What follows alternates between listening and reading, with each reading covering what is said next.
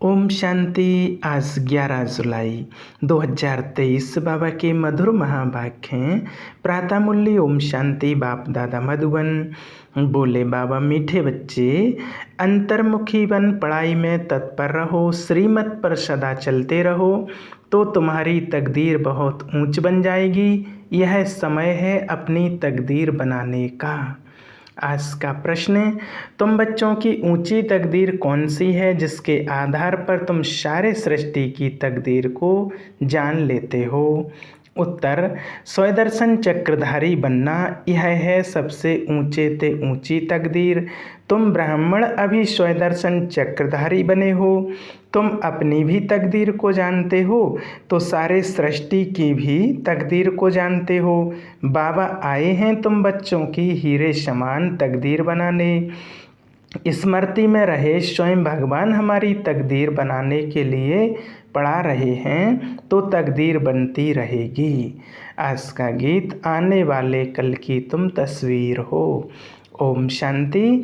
बच्चों ने गीत के 2 शब्द सुनने से ही अपनी तकदीर का नशा चढ़ जाना चाहिए। यह है अविनाशी नशा, उतरना नहीं चाहिए। कोई मनुष्य साहूकार पदमपति होते हैं तो उनको रात दिन नशा रहता है। हम बड़े धनवान जागीरवान हैं, नशा चढ़ता ही है संपत्ति का। तो बाप है तकदीर बनाने वाला, अभी तो तकदीर फूटी हुई है। कौड़ी मिसल तकदीर है व हीरे मिसल तकदीर है, यह तुम जज कर सकते हो। बेहद का बाप सम्मुख बैठ तकदीर बनाते हैं, सो तुम देखते हो, जानते हो। परमपिता परमात्मा को देखते हो व जानते हो। बच्चे जानते हैं हम आत्मा हैं, भल आत्मा को देखते नहीं हैं, परंतु निश्चय है हम आत्मा हैं। स्टार मिसल भिरकुटी के बीच में रहते हैं।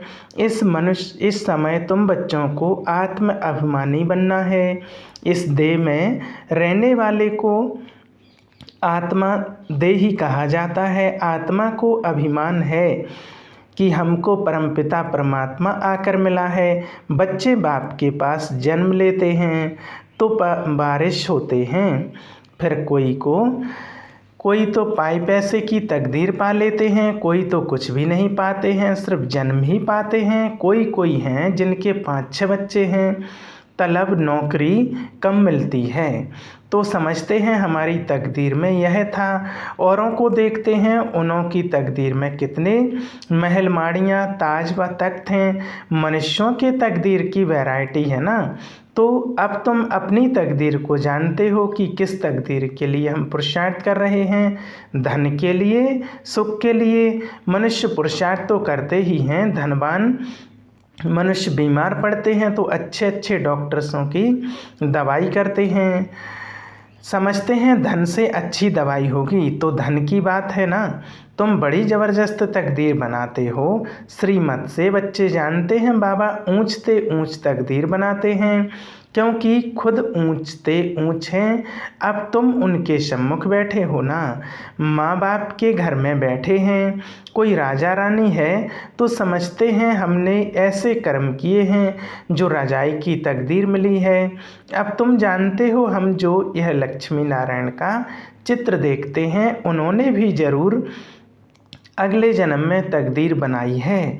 तुमको यह बुद्धि मिली है, मनुष्यों की बुद्धि में यह नहीं आता है। इतने धनवान मनुष्य हैं, उन्हों को यह तकदीर कैसे मिली है? कहेंगे फास्ट जन्म में ऐसे कर्म किए होंगे जो इतना धनवान बने।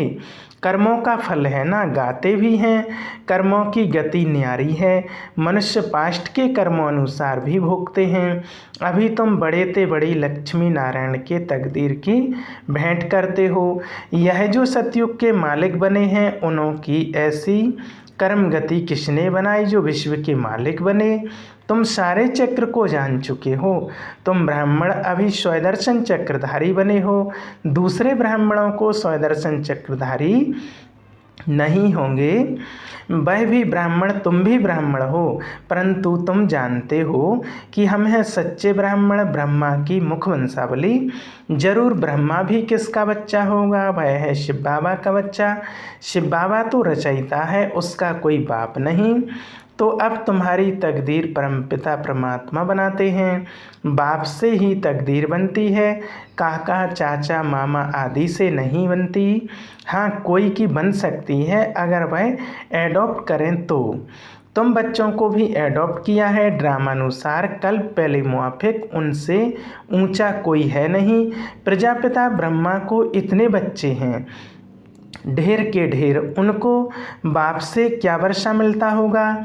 तुम समझते हो कि शिव बाबा है सभी आत्माओं का बाप और ब्रह्मा है सभी जीवात्माओं का बाप। तुम इसमें भाई बहन हो जाते हो। बाप तो तुम बच्चों को कहते हैं, देखो तुम्हारी तकदीर कितनी ऊंची है, हम तुमको पढ़ाकर कितना तकदीरवान बनाता हूँ। बरोबर सतयुग आदि में श्री लक्ष्मी नारायण व इन स्वर्गवासियों की राजधानी थी, कितनी उन्हों की ऊंच तकदीर बनाई है। यह तुम बच्चों की बुद्धि में राज है कि शिव बाबा ने ही उन्हों की ऊंच तकदीर बनाई है। वह तकदीर भोग 84 जन्म पूरे किए, अब फिर वही तकदीर बना रहे हैं। यह तुम्हारी बुद्धि में ज्ञान है। ज्ञान सागर शिव बाबा के सिवाय कोई भी समझा ना सके। ऐसा बाप कितना लवली है। बाप भी कहते हैं तुम भी लवली बच्चे हो। तुमको मैं फरमान करता हूँ कि निरंतर मुझे याद करने का अभ्यास करो तो तुम्हारे विकर्म विनाश हो जाएंगे। तुम जानते हो कि शिव बाबा अभी इस ब्रह्मा तन में सम्मुख है। बाप ने समझाया है, मैं तो सदैव निराकार हूँ, मेरा नाम शिव ही है। मैं साकार में आकर पुनर्जन्म नहीं लेता हूँ, अभी मैं आया हुआ हूँ। तुम जानते हो कौन बात कर रहा है। तुम्हारी बुद्धि ऊपर में चली जाती है। वह निराकार परमपिता परमात्मा ज्ञान का सागर है, वही तकदीर बनाने वाला है। हेवनली गॉड फादर हेवन की स्थापना करेगा ना। तुम जानते हो बाप कैसे ब्रह्मा तन में सम्मुख बात कर रहे हैं। कहते हैं लाडले बच्चे, अब ड्रामा पूरा हुआ, आत्मा सुनती है, आत्मा ही जानती है कि यह यथार्थ बात है। बाप कहते हैं जितना हो सके मुझे याद करो, और सारे सृष्टि चक्र की नॉलेज तुमको ही दी है। कोई को अच्छी रीति धारणा होती है, कोई भूल जाते हैं। अभी तुम बैठे हो, तुमको यह ज्ञान अमृत दे रहे हैं अथवा नॉलेज पढ़ा रहे हैं। सम्मुख शिव बाबा बैठा है, वह जन्म मरण में नहीं आता। तुम्हारा तो जन्म बाई जन्म नाम रूप देश काल बदलता जाता है, फीचर सदैव न्यारे मिलते हैं। यह कितनी गोहे सूक्ष्म बातें हैं। तुम्हारी आत्मा घड़ी घड़ी एक शरीर छोड़ दूसरा लेती है। इस समय जो तुम्हारा रूप है, दूसरे जन्म में यह नहीं रहेगा। एक ना मिले दूसरे से, आत्मा एक शरीर छोड़ दूसरा लेती है तो उनकी एक्टिविटी, ख्यालात आदि सब बदल जाते हैं। आत्मा को कितना भिन्न भिन्न पार्ट बजाना पड़ता है। भिन्न नाम रूप देश काल एक्टिविटी से पार्ट बजाती है। एक्टिविटी भी बदलती रहती है, कभी राजा की कभी रंग की, ऐसे नहीं कभी कुत्ता बिल्ली भी बनेंगे, नहीं। अभी तुम जानते हो हम भविष्य में प्रिंस प्रिंसेस बनने के लिए पुरुषार्थ करते हैं, मनुष्य देवता बन रहे हैं। यह मम्मा बाबा भी पुरुषार्थ कर रहे हैं, फिर भविष्य में जाकर लक्ष्मी नारायण बनेंगे। हम भी जितना अपनी तकदीर बनाने के लिए पुरुषार्थ करेंगे उतना बहुत सुख मिलेगा। कितनी ज़बरदस्त कमाई है। वह तो करके अल्पकाल सुख के लिए पढ़कर इसी ही जन्म में बैरिस्टर आदि बनेंगे, दूसरे जन्म की बात ही नहीं। सो भी बने ना भी बने, हो सकता है तुम तो समझते हो कि हम भविष्य में स्वर्ग में जरूर जाएंगे, फिर वहाँ देवी देवता कहलाएंगे। यह कभी भूलना नहीं है कि बाप से हम स्वर्ग के ताउसी तख्त का वर्षा लेकर ही छोड़ेंगे, ऊंचते ऊंच बनकर ही दिखलाएंगे। गॉडफादर पढ़ाते हैं, वह भी तो बुद्धि में आता है। हम अच्छी रीति पढ़कर 21 जन्म के लिए अपनी प्रारब्ध बनाते हैं। इस समय जितना पुरुषार्थ करेंगे उतना ऊंच तकदीर बनाएंगे। वह तकदीर कल्प कल्प कायम रहेगी। इसलिए इस समय तकदीर के लिए अच्छा पुरुषार्थ करना चाहिए। बड़ी भारी तकदीर है, बहुत सुख है। भल यहाँ कोई के पास करोड़ हैं परंतु पाई का भी सुख नहीं। वहाँ तो बिल्कुल शांति आराम से प्रारब्ध भोगेंगे, यहाँ तो कितनी आफतें आती रहती हैं। थोड़े टाइम में बहुत दिवाला निकालेंगे, मरते जाएंगे। भल इंश्योर करते हैं परंतु इंश्योरेंस कंपनी भी क्या कर सकेंगी। हिरोशिमा का क्या हाल हुआ, कितने आदमी मरे, इंश्योर कंपनी ने भी दिवाला मारा। यहाँ भी ऐसे ही होगा, सब खत्म हो जाएंगे। इंश्योरेंस वाले किसको पैसा देंगे, कौन एक दो का दीवा जलाएंगे। मनुष्य तो अंधविश्वास कितना है, बड़े आदमी का शो करते हैं। ऋषि मुनियों को उनसे भी बड़ा समझते हैं। भल रिलीजन को नहीं मानते परंतु सन्यासियों को नमन जरूर करते होंगे। साधुओं के आगे जाकर दंडवत प्रणाम करेंगे, साधु उनके आगे नहीं करेंगे क्योंकि समझते हैं मैं ऊंच पवित्र हूँ। यह बाप तो कहते हैं मेरे लाडले बच्चों, हम बच्चों को नमस्ते करते हैं। तो तुम तो हमारे सिर के मोर हो, तुम विश्व के मालिक बनेंगे, ब्रह्मांड के भी तुम मालिक हो। तुम डबल मालिक हो, मैं सिंगल सिर्फ ब्रह्मांड का मालिक हूँ। ऐसी बातें सिवाय बाप के कोई समझा ना सके। तो ऐसे बाप का उसको कितना याद करना चाहिए जिससे ऐसा वर्षा मिलता है। बाप कहते हैं देखो कितने बच्चे यहाँ से होकर जाते हैं, फिर 6 मास में भी बाप को मुश्किल पत्र लिखते हैं। अरे प्राण देने वाले प्राणों से प्यारे बाप को पत्र नहीं लिखते। स्त्री पुरुष एक दो को चिट्ठी लिखते हैं तो कहते हैं प्राणेश्वर फलाना। वास्तव में वह कोई प्राणेश्वर तो है नहीं, प्राणेश्वर तो एक ही बाप है, सभी प्राणों का ईश्वर बाप एक है। वह कहते हैं प्राणेश्वर बच्चे अर्थात प्राण बचाने वाले ईश्वर के बच्चे भी कहते प्राणेश्वर बाबा, हमारे प्राण बचाने वाला बाबा। यहाँ से ही यह नाम निकला हुआ है। भारत में भी ऐसे प्राणेश्वर प्राणेश्वरी लिखते हैं परंतु है नहीं। प्राणों का दान तो बाप ही देते हैं। बाप कहते हैं तुम मेरे बनते हो तो फिर तुमको कोई दुख दे नहीं सकते। आत्मा को ही दुख मिलता है, आत्मा फील करती है। बाप कितना प्यार से समझाते हैं, याद भी उनको करती है, महिमा करते हैं। मम्मा को भी कितना याद करते हैं। जो बहुतों की अच्छी सर्विस करते हैं उनको कितना ऊंच मर्तबा मिलता है। फिर उनके बाद सेकंड नंबर में जो सर्विस में बाबा को फॉलो करेंगे, तुम्हें बहुत रहमदिल बनना है। जैसे बाबा ने हमको बनाया है हम फिर औरों को बनावें।